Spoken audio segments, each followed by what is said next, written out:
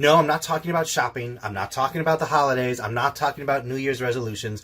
I am talking about that time of year that anyone who has been to schooling of any kind, K to 12, undergrad, graduate, any type, have felt this feeling around this time of year. And that's called finals. Getting ready to do your final exams, your final papers, your final projects. Well, I'm here to tell you, as a former teacher, as a former principal, as a former professor, and a current entrepreneur, I'm here to tell you it's okay to fail. Shh, don't tell anyone. Don't let your professors hear that. Don't let your teachers hear that. But wait a minute. They actually know that it's okay to fail. You know why? Well, here's why. Failure is not something negative. It doesn't feel good. Nobody likes to fail. Nobody likes the feeling of failure. But failure doesn't mean that you are a failure. Failure means that you did not meet the expectations. So you need to figure out what happened. You need to go back, you need to reflect, and you need to ask. Ask for feedback. Figure out what happened. What didn't I do? What should I have done? It's okay. Now, you want to know the secret to reducing the quote-unquote failure? Here it is. Do your best. Not the best, your best. What I mean by that is, when you are doing your best, you have a plan of action. You know how to prepare for your exam. You know how much time it's going to take. And you budget a little bit of extra time to make sure that you, quote unquote, can say at the end of the day, I got this. This is mine. I'm going to ace this test. Put a fork in me. I'm done.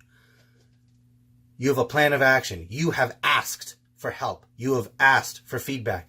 You have gone and met with the appropriate people, whether it's your teachers, whether it's your coach, whether it's your tutor, whoever it is. You have asked for support and you've gotten the support. You put in the effort. You put in the time. You have the plan. And that means you've done your best. And guess what? Most likely, you won't fail. But if you do, now let me rephrase that. And if you do fail, and you can say you did your best, then it's not a failure.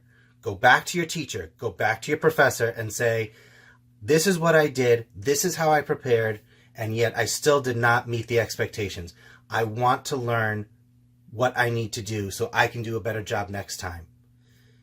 Demonstrating that you want to try, demonstrating that you want to learn from your failures, demonstrating that you want to understand that you are not learning to make the grade. You are learning because you have a deeper drive to understand how this material that I am learning, how these concepts, how these skills are relevant for me, for my future.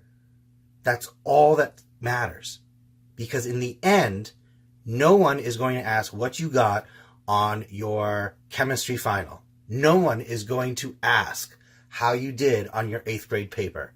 No one is going to ask, did you get high honors or any criticism on your master's thesis? Nobody's going to ask that. They want to see your authenticity. They want to see your drive. They want to see your passion. That's what they want. So, if you do your best and you fail, it's okay. Take a breath. Feel the hurt. Feel the confusion. And then make a plan to fix it.